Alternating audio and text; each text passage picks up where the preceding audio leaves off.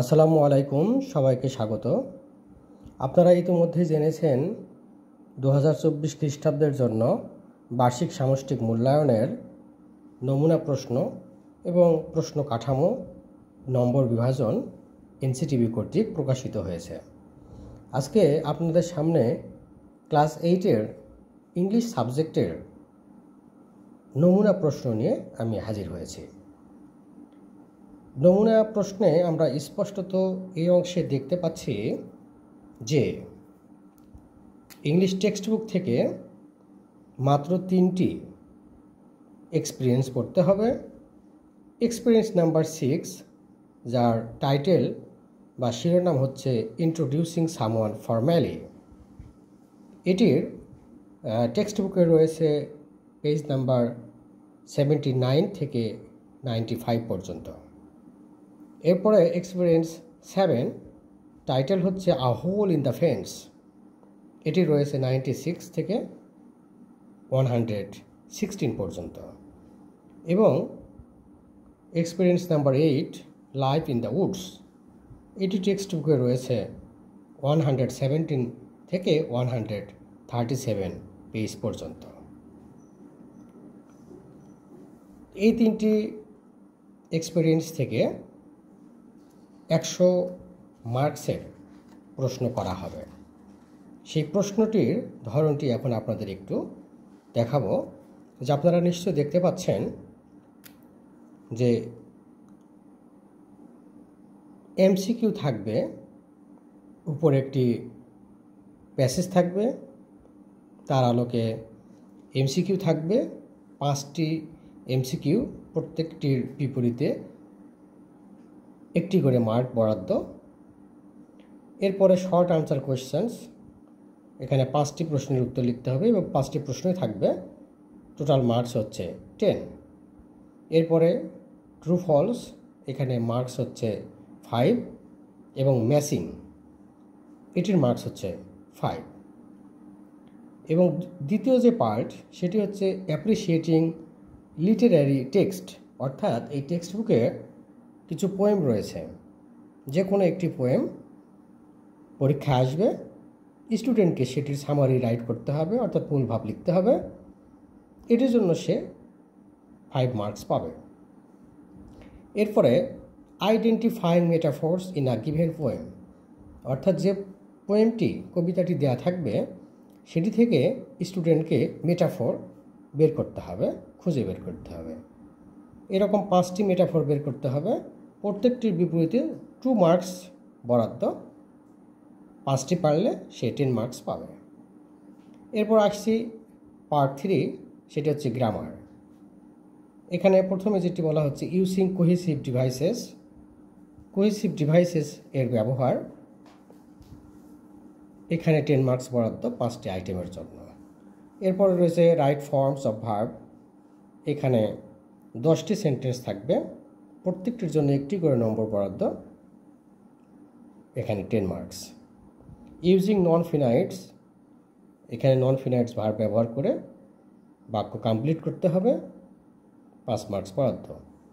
Using time adverbials, অর্থাৎ adverb of time ব্যবহার করে বাক্য কমপ্লিট করতে হবে, যার মার্কস হচ্ছে 5।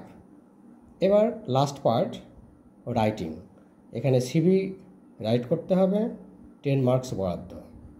প্যারাগ্রাফ রাইট করতে হবে, 10 মার্কস বরাদ্দ। এবং ফর্মাল লেটার, সেখানে 10 মার্কস বরাদ্দ।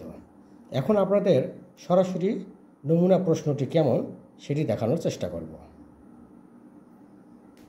চলে এসেছি স্যাম্পল কোয়েশ্চেনে বা নমুনা প্রশ্নে।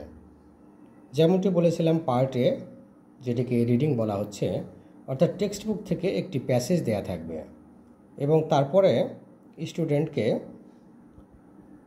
এরকম এমসিকিউ ফেস করতে হবে, যেখানে এ নম্বর প্রশ্নের অন্তর্গত 5টি প্রশ্ন তাকে ফেস করতে হবে। এরপরে বি নাম্বার সেকশনে তাকে 5টি কোশ্চেন্স ফেস করতে হবে, প্রত্যেকটির জন্য 2 মার্কস করে বরাদ্দ, 5টি প্রশ্নের সঠিক উত্তর দিলে স্টুডেন্ট 10 মার্কস পাবে। এরপর আরেকটি প্যাসেজ থাকবে, সেখান থেকে স্টুডেন্টকে ট্রু ফলস নির্ধারণ করতে হবে এবং সেন্টেন্স ফলস হলে স্টুডেন্টকে রাইট অর কারেক্ট আনসার দিতে হবে। এরপরে এ কলাম এবং বি কলাম অর্থাৎ যেটিকে আমরা ম্যাচিং বলি সেটি এখানে স্টুডেন্টকে ফেস করতে হবে। এখানে 5টি ওয়ার্ডের জন্য 5টি অল্টারনেটিভ ডান পাশ থেকে বেছে নিতে হবে। শুদ্ধ করতে পারলে 5 মার্কস পাওয়া যাবে। আর সি নম্বর অংশে এখানে টেক্সটের সামারি লিখতে বলা হচ্ছে এবং সেই সামারিতে এইখানে 4টি বিষয় মাথায় রাখতে হবে। প্রথমটি হচ্ছে ফোকাস অন মেইন আইডিয়া, প্রধান ধারণার উপরে দৃষ্টি নিক্ষেপ করতে হবে।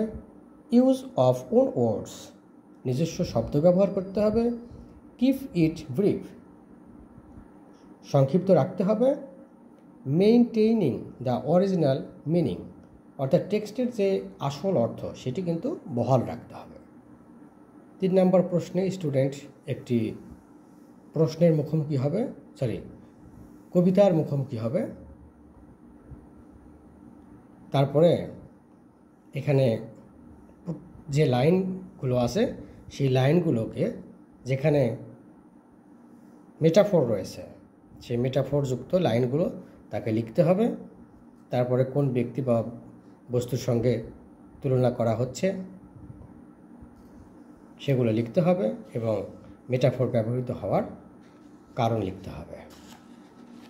তারপরে এই যে একটি প্যাসেজ, এই প্যাসেজ থেকে কোহেসিভ ডিভাইস এর ব্যবহার লিখতে হবে। কোহেসিভ ডিভাইসগুলো কেন ব্যবহৃত হয়েছে তার পারপাস বা উদ্দেশ্য এখানে লিখতে হবে।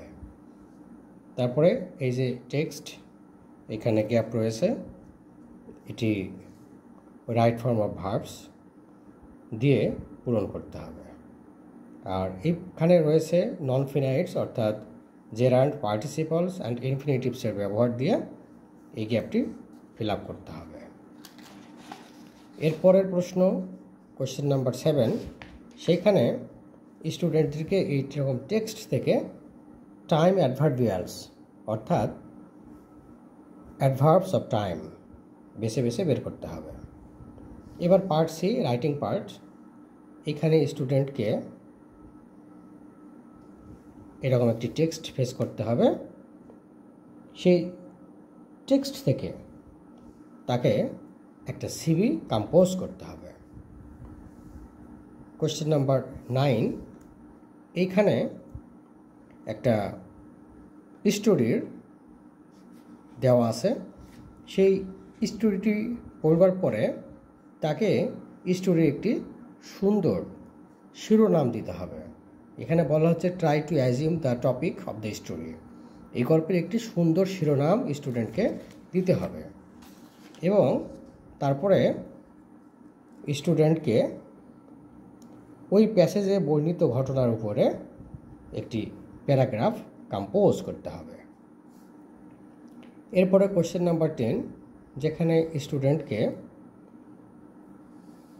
একটি সুন্দর লেটার লিখতে হবে, যেটি ইনফর্মাল লেটার। এখানে বলে দেওয়া হচ্ছে অ্যাপ্লিকেশন, অর্থাৎ ইনফর্মাল লেটার লিখতে হবে। এইভাবে 100 মার্কসের একটি প্রশ্ন ক্লাস 8-এর স্টুডেন্টকে বার্ষিক পরীক্ষার জন্য ফেস করতে হবে। তো সম্মানিত শুধু এই প্রশ্নের প্রতি লক্ষ্য রেখে কয়েকটি বিষয় খুব গুরুত্বপূর্ণ প্রতীয়মান হলো। সেটি হচ্ছে একটু বলি, সেগুলো হচ্ছে using cohesive device, right form of verbs, using non finites, using time adverbials, এবং আরেকটি বিষয় রয়েছে এখানে identifying metaphors in a given poem. এটি বার্ষিক পরীক্ষাকে কেন্দ্র করে আমার প্রথম ভিডিও বা প্রথম লেকচার। এরপরের ভিডিওতে আমি কিভাবে মেটাফোর কবিতা থেকে বের করতে হয় এর উপরে আলোচনা করব এবং মেটাফোর কী জিনিস সে সম্পর্কে আলোচনা করব। তো সেই ভিডিওটি দেখবার আমন্ত্রণ জানিয়ে আজকে এখানেই বিদায় নিচ্ছি। সবার সুস্বাস্থ্য কামনা করি। আসসালামু আলাইকুম।